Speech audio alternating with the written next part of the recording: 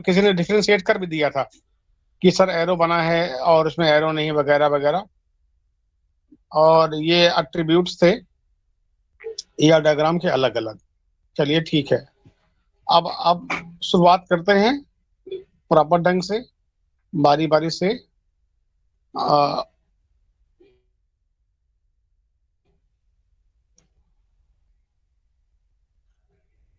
Mapping cardinality आ गई, set आ गया, entity set, ये है बेसिक कॉन्सेप्ट। देखिए वर्ड है एंटिटी सेट, डायग्राम में पहला जो टर्म आया है वो आया है एंटिटी सेट। आवाज आ रही है ना भैया? हाँ ना बोलते रहेगा बीच बीच में। Yes sir. ठीक ठीक ठीक ठीक। देखिए वर्ड है एंटिटी, वर्ड है एंटिटी सेट। सेम एग्जांपल है क्लास और ऑब्जेक्ट का। जैसे क्लास होता है और class just like a entity set, और क्लास का जो ऑब्जेक्ट होता है वो होता है एंटिटी के समान। जैसे और अच्छा एग्जांपल दे, हालांकि ऑब्जेक्ट और एंटिटी में डिफरेंस होता है, सिद्ध करेंगे बताएंगे भी आपको। अभी आसान भाषा में समझिए कि अगर आपने कोई टेबल बना रखी है किसी भी नाम से, जैसे कस्टमर की बनी है टेबल, आपने एक डेटाबेस बनाया, रिलेशन बनाया, टेबल बनाया कस्टमर के नाम से, तो जो कस्टमर टेबल का नाम है, ठीक, क्या नाम है? कस्टमर। टेबल नाम क्या है? Customer. Customer is what? ER model में कस्टमर क्या है? वो एंटिटी सेट है। और उस कस्टमर टेबल में जो कस्टमर्स होंगे, जो रिकॉर्ड होंगे, मान लिया उस टेबल के अंदर 10 रिकॉर्ड हैं, 10 अलग अलग कस्टमर्स की एंट्री है, तो जो कस्टमर्स हैं, जो एंट्री है, जो रिकॉर्ड है, they are entity, they are entity. तो टेबल का नाम क्या होगा? एंटिटी होगा। और उस टेबल के अंदर जो रिकॉर्ड होंगे वो जस्ट एंटिटी ट्रीट किए जाएंगे। तो हम ईआर मॉडल में बार बार एंटिटी इस्तेमाल नहीं करेंगे। हमने लिख दिया कस्टमर लो। हाँ हाँ, ठीक ठीक भैया। कोई आया? अमन आया, स्वयं आया, विपिन, गौरव, अभिषेक, शुभ नारायण, सूरज। हाँ इतने लोग हो गए, ठीक है। चलिए वापस आते हैं। तो क्या बोल रहे थे कि जो टेबल का नाम होगा वही एंटिटी सेट होगा, ठीक। टेबल में जो रिकॉर्ड होंगे वो एंटिटी कहलाएंगे। हमारे ईआर डायग्राम में हम जो ईआर डायग्राम बनाते हैं, जैसे कस्टमर और लोन, हमने दो एंटिटी लिया है, वास्तव में वो एंटिटी हम तो बोलते हैं मुंह से कि एंटिटी है, पर वो एंटिटी सेट है। क्या है? Entity set. तो एंटिटी सेट ना बोलकर हम उनको एंटिटी बोलेंगे। क्यों? क्योंकि entity is a part of entity set. जैसे अभी कल ही दिखा रहा था, फिर दोबारा दिखा देता हूं आपको कि इस फिगर को अगर आप देखिए, ये फिगर है, मान लीजिए ये फिगर है, इसको अगर आप देखिए तो कस्टमर और लोन दो एंटिटी सेट है, कस्टमर एंटिटी सेट और लोन एंटिटी सेट। तो हम लोग उसको एंटिटीज बोल दिया करते हैं, पर है एंटिटी सेट ये दोनों। तो हम बोलते थे कस्टमर एंटिटी सेट का एसोसिएशन या रिलेशन किससे है? लोन एंटिटी सेट से। तो बस समझने की बात है कि हम इसको एंटिटी सेट ना बोलकर उसको एंटिटी बोलते हैं, पर है वास्तव में क्या? एंटिटी सेट है। क्यों? कस्टमर एंटिटी सेट के अंदर बहुत से कस्टमर्स होंगे और लोन एंटिटी सेट के अंदर बहुत से, एक या एक से ज्यादा एंटिटी होंगे। तो हम यहाँ पर एंटिटी वर्ड इस्तेमाल करेंगे, ठीक, ईआर डायग्राम बनाने के टाइम पर वास्तव में एंटिटी सेट ही होगी, ठीक है। आगे बढ़ते हैं धीमे धीमे। अब देखिए जैसे एंटिटी सेट था, अब देखिए इन्होंने एग्जाम्पल दिया भी है, इन्होंने एक एग्जाम्पल दिया है, ये देखिए एग्जाम्पल है कस्टमर का और लोन का। ये लिखा लिखा entity sets customer and loan लिखा है ना, entity figure 2.1, entity sets customer and loan. Customer एक एंटिटी सेट है, लोन एक एंटिटी सेट है। इसके अंदर जो रिकॉर्ड पड़े हैं, हैरिसन, रे, हैरिसन, हाँ, वुडा, वुडसाइड, राय, प्रिंसटन, पिट्सफील्ड वगैरह वगैरह, ये सब एंटिटीज हैं। कस्टमर एंटिटी सेट के एंटिटीज है। जैसे लोन में देखिए L17, L23 वगैरह वगैरह, ये क्या है? एंटिटीज हैं। ठीक है, एंटिटी सेट कौन सा है? लोन। वहां कौन सा था? कस्टमर। चलिए, अब आते हैं मुद्दे की बात। अब आते हैं मुद्दे की बात। बस एक सेकंड रुक जाइए, हम आपको समझा दें क्या कहना चाह रहा हूं, ताकि डायरेक्टली उसके वहां आने के पहले, क्या बोलते हैं, कैसे बनेगा कंपोनेंट दिखाने के पहले आप कुछ चीजों से हम परिचित करा दें। बस 1 मिनट, वो खुल जाए स्ट्रक्चर तो दिखाने में आसानी होगी आपको। वो वाला कहाँ गया? ये वाला नहीं, ये वाला नहीं, ये देखिए फिगर दिखाई पड़ रहा है 2.11 भैया, सभी को ऐसे रख ले, थोड़ा छोटा दिखाई पड़ रहा है सभी को भैया? Yes sir. Yes sir. हाँ, अब आप अगर देखिए तो एक कस्टमर क्या है? एंटिटी सेट है या एंटिटी बोल सकते हैं। अब इस कस्टमर के पास एट्रीब्यूट्स हैं, कस्टमर के पास एट्रीब्यूट है। एंटिटी है क्या? किसको बोलते हैं एंटिटी? किसी भी रियल वर्ल्ड टर्म को हम एंटिटी बोल सकते हैं, जिसको हम डिफाइन कर पाए, जिसको जो टेंजिबल हो चाहे वो इनटेंजिबल हो, अगर वो टर्म को हम डिफाइन करने में सक्षम है तो वो एंटिटी, जिसका वजूद है, जो एग्जिस्ट करता है, कोई भी चीज दुनिया में, हर चीज एंटिटी है, हर चीज जिसको हम डिफाइन कर पा रहे हैं, भले छू ना पा रहे हो, पर हम डिफाइन, एयर भी एंटिटी है, एयर भी एंटिटी है, हर चीज उन दुनिया में एंटिटी है। पर याद रखिए, ऑब्जेक्ट और एंटिटी में डिफरेंस है। क्या डिफरेंस? अभी कुछ दिन पहले से वो हो रहा था हमारा फैकल्टी प्रोग्राम, तो किसी ने ओप्स का एक टर्म था, माइक्रो टीचिंग। तो वहाँ फैकल्टी 5 मिनट के अंदर किसी टॉपिक पर डिस्कस करते हैं और उसके बाद उनसे पार्टिसिपेंट है क्वेश्चन पूछते। तो हमने किसी से पूछा था क्वेश्चन, याद आ रहा है, कि एंटिटी और ऑब्जेक्ट में क्या डिफरेंस। उन्होंने सेम बोल दिया कि सर ऑब्जेक्ट जो एंटिटी है, या कहा कि एंटिटी ही ऑब्जेक्ट है। हमने आगे क्वेश्चन नहीं पूछा, परेशान नहीं किया, पर वास्तव में ऐसा नहीं है। देखिए, जब किसी ऑब्जेक्ट को आप जब किसी ऑब्जेक्ट को आप नाम से डिफाइन करते, पहचान ले, जैसे जैसे रिवर क्या है? क्लास है। गंगा क्या है? ऑब्जेक्ट है, हम जानते हैं, कॉमन नाउन, प्रॉपर नाउन। पर अगर कोई गंगा का पानी लेके आया प्रयाग से, कानपुर से, हरिद्वार से वगैरह से लेकर आएगा और कहेगा पहचानो इनमें कौन सा पानी कहाँ का है? सब गंगा का पानी, सब रिवर है, सब रिवर का पानी है, पर रिवर में क्या है? गंगा का पानी। पर अगर अलग अलग कलर से या किसी भी ढंग से आप बताएंगे कि ये पानी गंगा जी का है पर हरिद्वार से आया है, मान लिया, या ये पानी इलाहाबाद का है, ये पानी प्रयाग उसका है, कानपुर का है गंगा का सब पानी। पर आप उसमें भी आप पहचान लिया ना, ये पानी कहाँ का है, सेम टर्म है।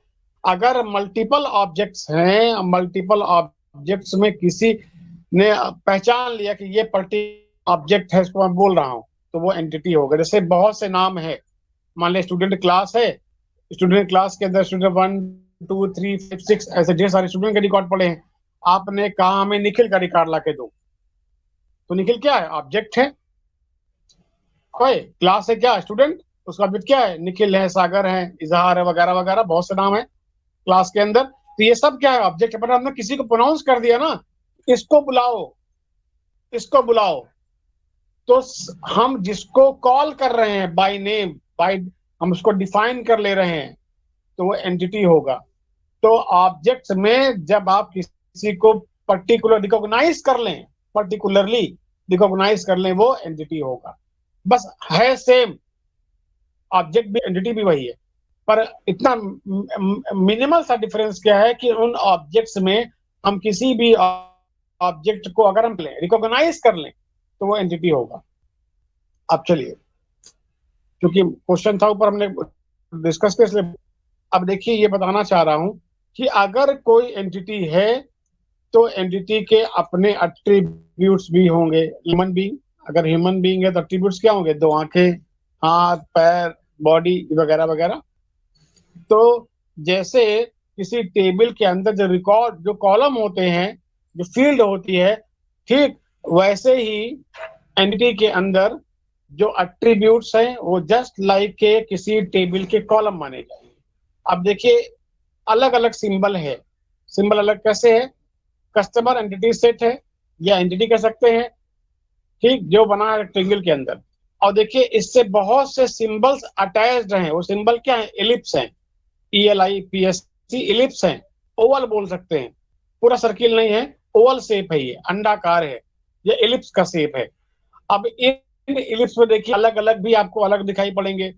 जैसे कस्टमर आईडी इलिप्स है, नेम इलिप्स है, फोन नंबर इलिप्स है ना, इलिप्स है। पर इनमें सब में डिफ्रेंसिएशन है, डिफरेंस दिखाई पड़ रहा होगा। जैसे कस्टमर आईडी जुड़ा हुआ है, ये सिंगल इलिप्स है, सिंगल इलिप्स है। पर एक देखिए नेम जुड़ा हुआ है, नेम नेम क्या है? वो भी इसकी एट्रीब्यूट, कस्टमर का एट्रीब्यूट क्या होगा? नेम भी होगा, कस्टमर आईडी भी होगा, फोन नंबर भी होगा, डेट ऑफ बर्थ भी होगा, एज भी होगा, एड्रेस भी होगा, वगैरह वगैरह। तो ये सब एट्रीब्यूट है, पर इन एट्रीब्यूट्स के बीच में भी अलग अलग डिफरेंशिएशन है। कैसे? कस्टमर आईडी क्या है? वो सिंगल एट्रीब्यूट है, इसे बोलेंगे सिंगल एट्रीब्यूट। अब कस्टमर से एक एट्रीब्यूट नेम है। अब देखिए नेम ने भी तीन अलग अलग एट्रीब्यूट्स को जोड़ रखा है। मतलब नेम एक कंपोजिट एट्रीब्यूट है। क्या है? कंपोजिट एट्रीब्यूट, ठीक, जो अलग अलग किससे बना है? सब एट्रीब्यूट से बना है। किसी का नाम अगर डिफाइन करिए तो क्या होगा? फर्स्ट नेम आएगा, मिडिल नेम आएगा, लास्ट नेम आएगा। तो मतलब first name, middle name, last, तीनों को मिलाकर नेम बनता है। तो नेम कैसा एट्रीब्यूट है?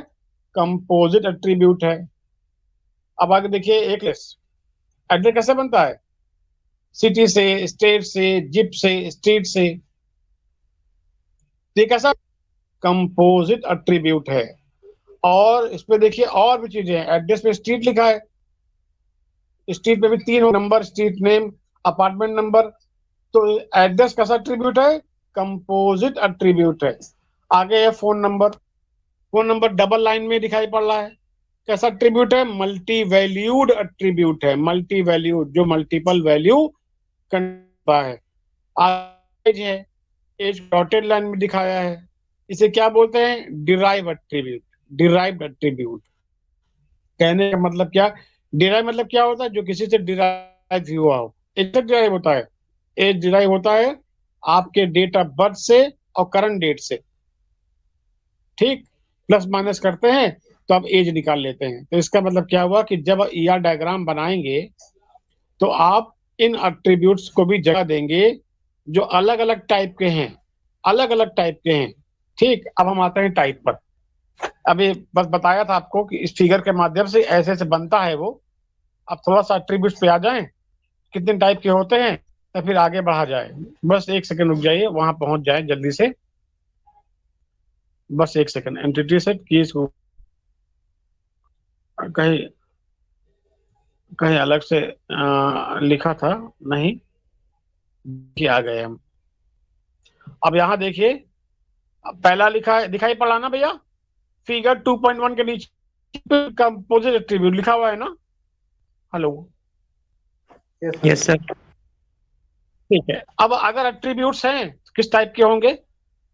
पहला है सिंपल एट्रीब्यूट, वो एट्रीब्यूट जो डिवाइड ना हो पाए, जो सब डिवाइड ना हो पाए, वो सिंपल एट्रीब्यूट होंगे। नेम डिवाइड होगा? बिल्कुल होगा, first name, middle name, last name. तो ऐसा एड्रेस डिवाइड होगा, सिटी में, स्टेट में, हाँ, अपार्टमेंट में, कंट्री में, वगैरह वगैरह। पर ऐसा एट्रीब्यूट जो ना होता हो वो कहलाएगा सिंपल एट्रीब्यूट। जैसे कस्टमर आईडी, रोल नंबर। हालांकि रोल नंबर हम उसको जानते नहीं। अगर आपका रोल नंबर 10 डिजिट का है, मान लीजिए आपका ब्रांच का भी कोड होगा, हाँ, इंस्टीट्यूट का भी कोड होगा, ईयर का भी होगा, यूनिवर्सिटी का भी कोड होगा, पर वो खोजने पर मालूम चलेगा आपको। जनरली उसको दिखाते नहीं हम लोग, रोल नंबर को डिवाइड नहीं करते। हम रोल नंबर को एक साथ लिखते हैं, उसको अलग अलग नहीं लिखा करते। नेम लिखते हैं, नेम में जब भरते हैं फॉर्म, तो नेम वाला कॉलम में देखिए ABC होता है। फर्स्ट नेम अलग भरिए, मिडिल अलग भरिए, लास्ट नेम अलग भरिए। पर रोल नंबर में ऐसा नहीं होता। रोल नंबर हम जानते हैं कि रोल नंबर अलग अलग चीजों से मिलके बना है, ब्रांड से, इंडस्ट्री से, और अलग अलग चीजों से, पर ऐसा डिफरेंशिएट कर। तो मानिए कि वो एट्रीब्यूट जो डिवाइड ना होता हो वो कहलाएगा सिंपल एट्रीब्यूट। एट्रीब्यूट जो डिवाइड हो जाए सब एट्रीब्यूट में, सब पार्ट में, वो कहलाएगा कंपोजिट एट्रीब्यूट। मतलब वो कंपोज हुआ है सब एट्रीब्यूट से। सब एट्रीब्यूट्स मिलके एक बनाएंगे attribute, that is what composite attribute. जैसे एड्रेस और नेम। अब है सिंगल वैल्यू और मल्टी वैल्यू एट्रीब्यूट। इसके बाद मल्टीब्यूट क्या होता है?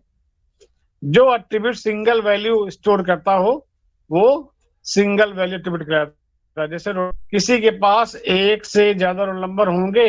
कभी नहीं होंगे। रोल नंबर एक ही होता है जो किसी को अलॉट होता है। तो एक तो रोल नंबर दोनों में आ जाएगा, दोनों में आ गया, एक सिंपल में भी आ गया और सिंगल वैल्यू में भी आ गया। ऐसा एट्रीब्यूट टू कंटेन करे, that is what single value attribute. ऐसे ही है मल्टी वैल्यू एट्रीब्यूट।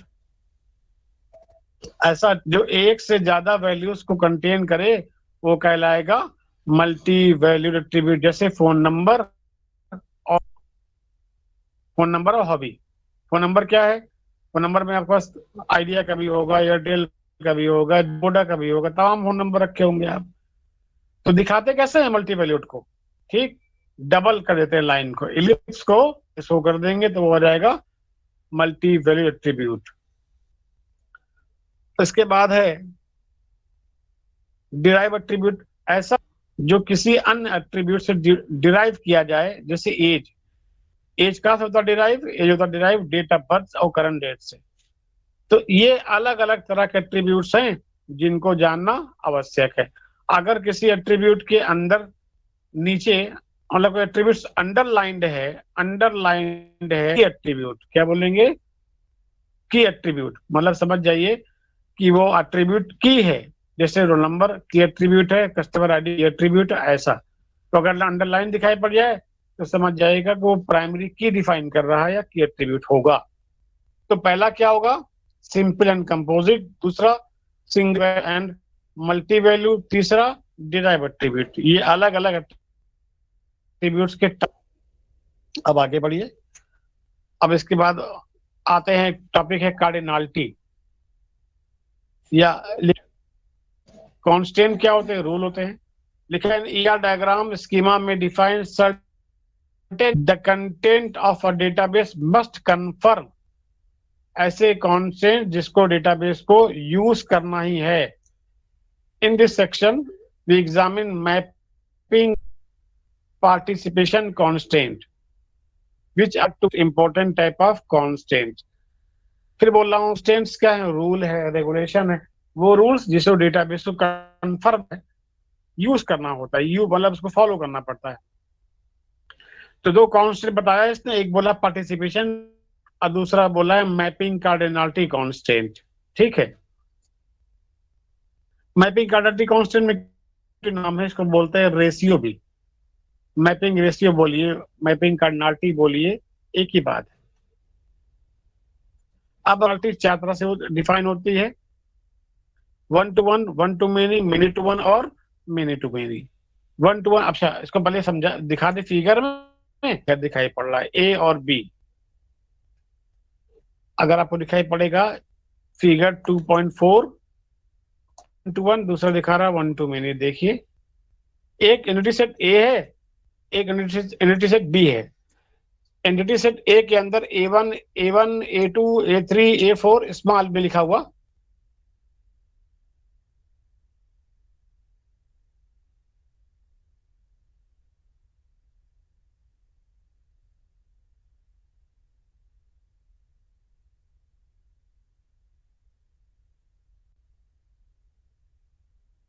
ये सब एंटिटीज के पार्ट हैं। Entity set entity A1 associate हो रहा है एंटिटी सेट बी के बी1 के साथ में, तो वो होगा one B four B four B four अब बी बी1 से बी जो जुड़ा हुआ है बी4 से, और जुड़ा हुआ है बी5 के साथ साथ। टर्म है पार्टिसिपेशन कांस्टेंट। पार्टिसिपेशन कांस्टेंट, ये दो होते हैं, टोटल और पार्शियल। टोटल और पार्शियल। टोटल क्या होता है, पढ़ लीजिए इस बात को, लिखा है, कदो क्लास ले रहे हैं भैया, बोल देना। The participation of an entity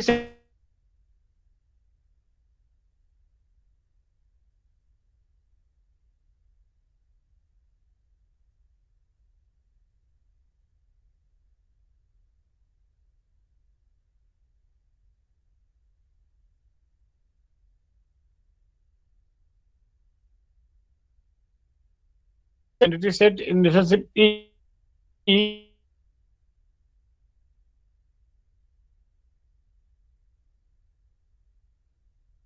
देंगे कि इसमें फिगर से भी बता देता तो अच्छा रहता, समझने के लिए इजी होता बताने के लिए, क्योंकि ये फिगर इसने यहाँ यूज नहीं किया है, फिर भी ये बता देते हैं। चलिए इसी में बता देंगे, इसी रेशियो में वो भी आ जाए, परेशान ना हो। हालांकि इनको अलग से कहीं शो करना था, लेकिन फिर भी जान नहीं तो प्रोडक्ट तो क्या करना है, लाया तो पैसा ले गया कि नहीं, चलो दे देंगे हम सब बात। इसी को मान लीजिए टोटल परसेंट में क्या डिफरेंस है। टोटल का मतलब क्या होता है कि जितने भी उस एंटिटी सेट में एंटिटीज हैं, किसी एंटिटी सेट के सारे एंटिटी अगर एंटिटी सेट के एंटिटीज के साथ में रिलेशनशिप स्टेब्लिश कर रहे हैं, मतलब मान लिया ए में देखिए A1 A2 A4 A5 सबके साथ जुड़े हैं कि नहीं, जुड़े हैं, सब जुड़े हुए हैं, चाहे वो जुड़े हों सिंगल के साथ, चाहे जुड़े हों अलग अलग के साथ। तो इसका मतलब किसी एंटिटी सेट के जितनी भी एंटिटीज होंगे, यदि वो सब के सब पार्टिसिपेट करेंगे या डायग्राम में, दे आर का टोटल पार्टिसिपेशन। पर कुछ जुड़े, कुछ नहीं जुड़े, कुछ खाली रह गए जो किसी से एसोसिएट नहीं हुए, they are called partial participation. Partial participation देखिए एग्जाम्पल दिया है। For example we expect every entity to be related to at least one customer through the borrower relationship। ठीक है, therefore the participation of loan in borrower is total। सब अगर जुड़े होंगे तो टोटल होगा, अगर सब नहीं जुड़े होंगे, कोई ऐसा भी एंटिटी होगा जो किसी अन्य एंटिटी के साथ पार्टिसिपेट नहीं करेगा, तो उस एंटिटी सेट को बोलेंगे पार्शियल पार्टिसिपेशन। सब ऐड होंगे तो टोटल, कोई भी एक छूट जाएगा तो कहलाएगा वो पार्शियल। एग्जाम्पल पढ़ लीजिएगा, एग्जाम्पल अभी कस्टमर और लोन वाला दे रखा है तो नीचे उसको देख लीजिएगा। तो ये था टोटल पार्टिसिपेशन। कैसे दिखाते हैं ईआर डायग्राम में, ईआर डायग्राम में डबल लाइन में दिखाते हैं, डबल लाइन, जैसे एरो दिखा दिया तो वन, बिना एरो के जैसे फिगर दिखा दे, फिगर से और ज्यादा क्लियर हो जाएगा, फिगर से और ज्यादा क्लियर हो जाएगा। एक मिनट चाहिए, समझाने में आसानी होगा आपको।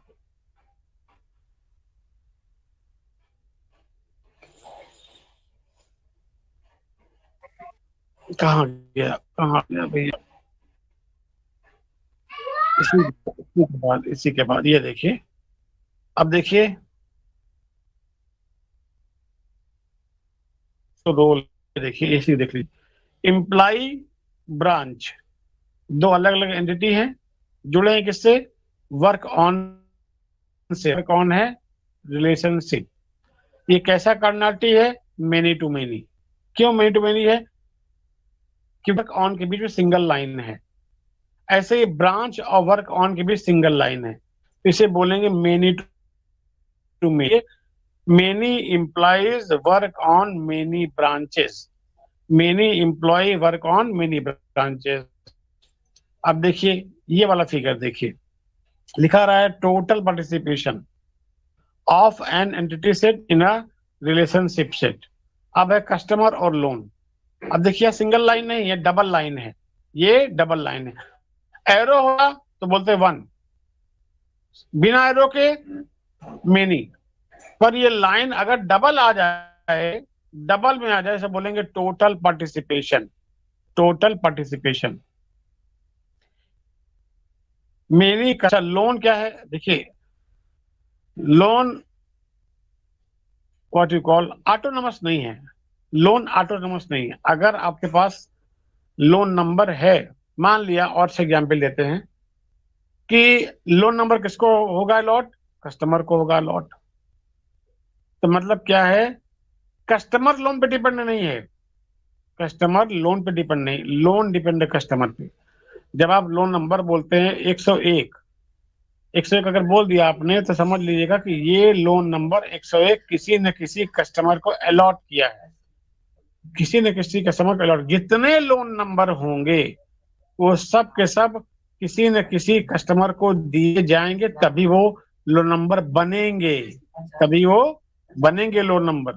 तो लोन नंबर में जितने भी एंट्री होगी, तो वास्तव में सारी एंट्री किसी न किसी अलग एंटिटी को ही रिप्रेजेंट करेगी। जैसे अब और अच्छा एग्जाम्पल दें कि मान लिया हम फैकल्टी हैं और यूनिवर्सिटी में बनता है मेडिकल कार्ड, हर जगह बनता है, हर सरकारी कर्मचारी को मेडिकल कार्ड मिलता है। तो अब मान लिया जितने भी हमारे डिपेंडेंट हैं, जितने भी डिपेंडेंट हैं, ठीक, अब वो क्या है, डिपेंड है, वो टोटली डिपेंड है किस पर, हम पर।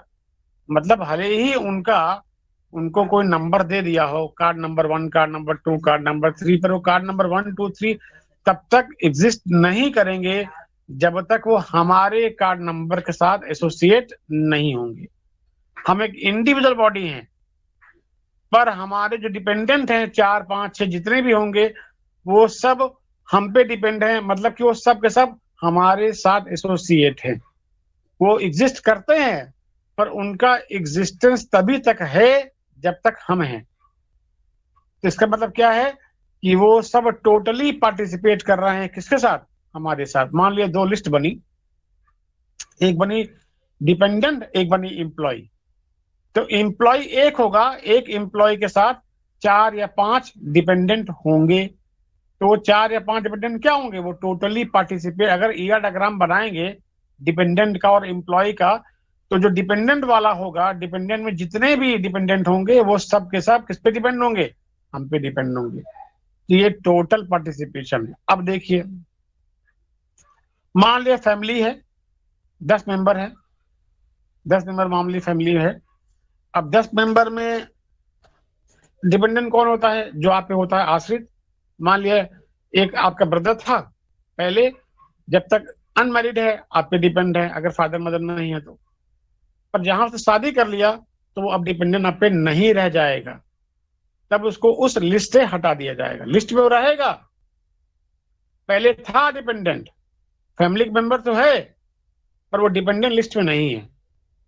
तो इसका मतलब क्या, फैमिली मेंबर में 10 में से 6 ऐसे होंगे जो टोटली पार्टिसिपेट करेंगे, जो डिपेंडेंट होंगे, और 4 ऐसे मेंबर होंगे जो नहीं होंगे, फैमिली वाले मेंबर हैं, पर वो पार्टिसिपेट नहीं करेंगे आपके। तो पार्शियल क्या होगा, वो पार्शियल पार्टिसिपेशन। टोटली डिपेंड करेगा, टोटल पार्टिसिपेशन। और ऐसे होंगे जो कुछ होंगे कुछ नहीं होंगे, तो उनको अगर हम यूज करेंगे तो कहेंगे पार्शियल क्या होगा, पार्टिसिपेशन होगा। टोटल और पार्शियल, टोटल को दिखाते हैं, पार्शियल को दिखाने की नीड नहीं पड़ती। ठीक, ये माना है कि कुछ करेंगे कुछ नहीं करेंगे, पर अगर टोटल दिखाना पड़ेगा तो आपको डबल लाइन में दिखाना पड़ेगा। इससे समझ जाएंगे आप कि इस पर्टिकुलर एंटिटी सेट के अंदर जितने भी एंटिटी हैं वो सब के सब इन्वॉल्व हैं, सब इन्वॉल्व हैं, सब पार्टिसिपेट कर रहे हैं। कहाँ, लोन वाला कस्टमर वाले के साथ। बात क्लियर हुई कि नहीं भैया? Hello, Yes. कोई रिस्पॉन्स करते रहा करो बाबू।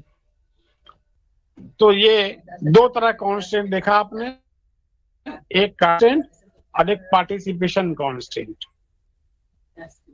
अब थोड़ा सा हम और जल्दी जल्दी देखिए, इसी को देख लीजिए। एक एरो बना हुआ है, एरो का मतलब 1, हाँ एरो नहीं है तो मेनी, और अगर डबल एरो है तो मतलब टोटल पार्टिसिपेशन। हम जल्दी से आप चाह रहा था कि वहां आ जाते जहां पर इसके सारे कंपोनेंट है, यहाँ नहीं होगा, ताकि कैसे कैसे इसमें कंपोनेंट इस्तेमाल होते हैं, कौन कौन सिंबल आप ईआर डायग्राम में यूज करेंगे, तो उन सिंबल्स के बारे में एक छोटी सी ब्रीफ नीचे कहीं है, दिखा रहा हूं ताकि आप जान जाएंगे कि कौन कौन से कंपोनेंट यूज होते हैं। ईआर ईआर मॉडल पे आ गए, आखिर कहाँ गया हो, एक मिनट, है एग्रीगेशन के बाद है क्या, नहीं, आ गया। अब ये देखिए, इतने तरह के सिंबल आप यूज करते हैं जब ईआर डायग्राम बनाते हैं आप। सिंगल अगर रेक्टेंगल है उसे बोलेंगे एंटिटी सेट, उसी रेक्टेंगल के अंदर डबल लाइन आ जाएगा उसे बोलेंगे सेट। वीक एंटिटी सेट, दोनों में क्या डिफरेंस है? ऐसा एंटिटी सेट जो खुद को डिफाइन कर दे, खुद को डिफाइन कर दे बिना एक्सटर्नल सपोर्ट के, उसे बोलेंगे स्ट्रॉन्ग एंटिटी सेट। ऐसा एंटिटी जो खुद को डिफाइन करने में सक्षम ना हो, वो किसी और एंटिटी सेट के एट्रीब्यूट पर डिपेंड हो जाए, उसे बोलेंगे वीक एंटिटी सेट। जैसे अकाउंट और लोन, अकाउंट और लोन, अकाउंट और लोन दो अलग अलग एंटिटी हैं मान लिया जाए। अकाउंट में जो अकाउंट आईडी होगी उससे वो क्लियर है कि अकाउंट आईडी किसी पर्टिकुलर अकाउंट होल्डर को ही मिलेगी, ठीक। तो अकाउंट आईडी किसी पे डिपेंड है? बिल्कुल डिपेंड नहीं है। वो तो बता रहा है कि किसी कस्टमर ने अपना अकाउंट खोला और हमने उसको अकाउंट नंबर दे दिया। और एक दूसरा एंटिटी सेट है लोन। अब उसमें लोन में क्या है? लोन नंबर है। तो याद रखिए, क्या किसी लोन नंबर से आप किसी बंदे को डिफाइन कर सकते हैं? जी डिफाइन कर सकते हैं, पर जरूरी नहीं कि डिफाइन करें। क्यों? बंदे को मिलेगा जिसका अकाउंट होगा। ऐसा नहीं किसी को लोन दे देंगे। बैंक बोलता है कि आपको हम लोन तब देंगे जब आपका अकाउंट यहाँ खुलेगा। पहले अकाउंट खुलवाइए, अकाउंट नंबर मिलेगा आपको, उस अकाउंट नंबर के बेस पे आपको लोन नंबर मिलेगा। तो इसका मतलब क्या है? लोन नंबर सफिशिएंट नहीं है किसी को बताने के लिए। तो लोन नंबर तभी वर्क करेगा जनरली जब वो अकाउंट नंबर के साथ जुड़ेगा। तो लोन नंबर डिपेंड है किस पे? अकाउंट नंबर पे। तो अगर लोन का कोई की बनाते हैं आप, that is what loan number, तो लोन नंबर वो हमेशा अकाउंट नंबर पे डिपेंड होगा जो अकाउंट टेबल का की एट्रीब्यूट होगा। तो वीक एंटिटी अपने आप को डिफाइन करने में सक्षम ना हो, हमेशा स्ट्रॉन्ग एंटिटी पे डिपेंड रहे, वो कहलाएगा वीक एंटिटी। जैसे कस्टमर और लोन, या अकाउंट या लोन। लोन वीक है, अकाउंट स्ट्रॉन्ग है। थर्ड वाला देखिए, जो डायग्राम बना है, जानते हैं, परिचित है आप लोग इससे लगातार। वो दिखा रहा है किसको? रिलेशनशिप सेट को। डायमंड का शेप है, और अगर डबल डायमंड आ जाए इसे बोलेंगे आइडेंटिफाइंग रिलेशनशिप सेट। आइडेंटिफाइंग, जब आप किसी वीक एंटिटी सेट को एसोसिएट करेंगे स्ट्रॉन्ग एंटिटी के साथ में, तब उस समय आपको दो सिंबल लगाना होगा। वीक एंटिटी का सिंबल अलग बनेगा और जो एसोसिएशन है या रिलेशनशिप है उसका सिंबल अलग बनेगा। तो मतलब क्या है? आइडेंटिफाई कर रहा है कि स्ट्रॉन्ग एंटिटी आइडेंटिफाई कर रहा है वीक एंटिटी सेट को, या weak entity set defined by strong entity set. उस कंडीशन में जो आपका डायमंड वाला रिलेशनशिप है उसका शेप बदल जाएगा, वो डबल शेप में आ जाएगा। नंबर 1 2 3 4 5 पे देखिए, एट्रीब्यूट है ए और उसके अंदर अंडरलाइन है एट्रीब्यूट, अंडरलाइन एट्रीब्यूट है।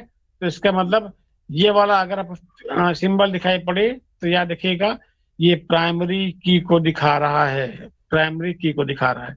इसके बाद लगातार बातें हुई। अगर डायमंड आर है, दो तरफ लाइन है, इसे बोलेंगे मेनी टू मेनी एसोसिएशन।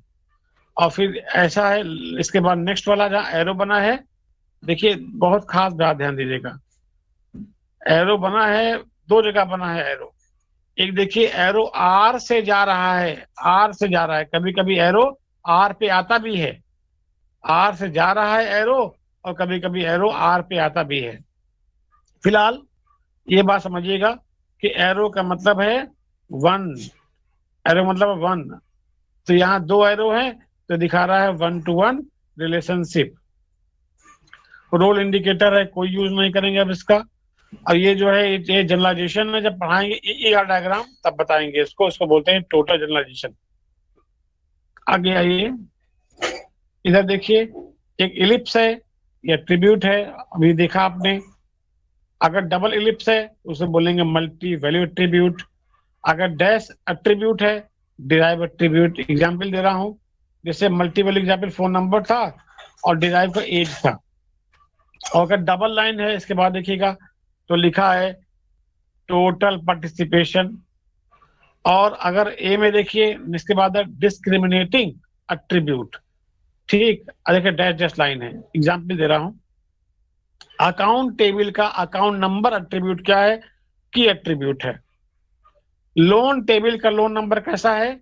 वो कहलाएगा डिस्क्रिमिनेटिंग एट्रीब्यूट। मतलब वो की है, भाई लोन है तो लोन नंबर तो मिलेगा ही मिलेगा, पर लोन नंबर तब तक वर्क नहीं कर पाएगा जब तक वो अकाउंट नंबर से जुड़ेगा नहीं।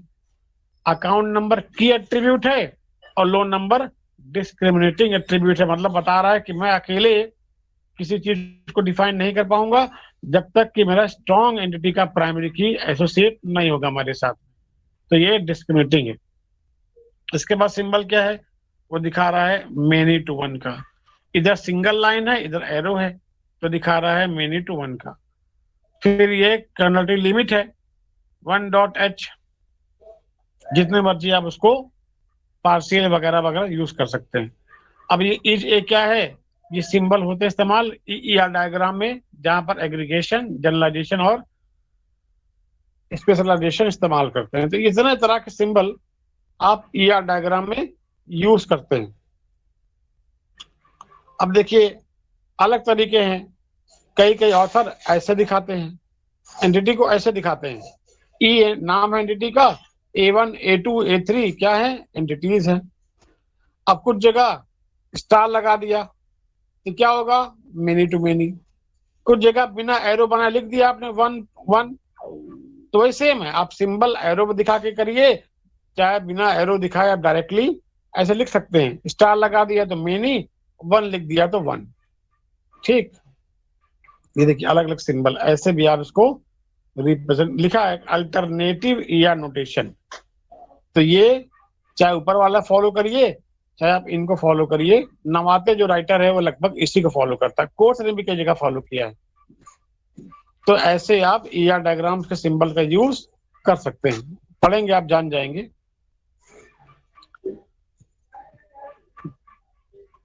अब और धीमे धीमे चलता रहेगा। कुछ ईआर डायग्राम बनवाएंगे भी आपसे कल, बनाने का प्रयास करेगा। एक दो एग्जाम्पल देंगे करने के लिए, और फिर बनाएगा भी खुद से। दो चार बनाएंगे। कुछ वीडियोस पड़ी हैं मेरे पास, हम आपको सेंड कर देंगे। एनपीटीईएल के भी भेज देंगे आपको। उन वीडियो से भी आपको ईआर डायग्राम बनाने में सहायता मिलेगी। ठीक, जो सिंबल दिखाया था उसी को उन्होंने लिख के दे दिया यहाँ पर कि इसका मतलब क्या होता है। बस करें, ठीक है। अटेंडेंस ले लिया क्लास में किसी ने? ठीक है, अभी कुछ देर बाद ही आपको वो भेजने वाले हैं, ये शाम को भेज देंगे वीडियोस ईआर डायग्राम की। एनपीटीईएल की अच्छी वीडियो है।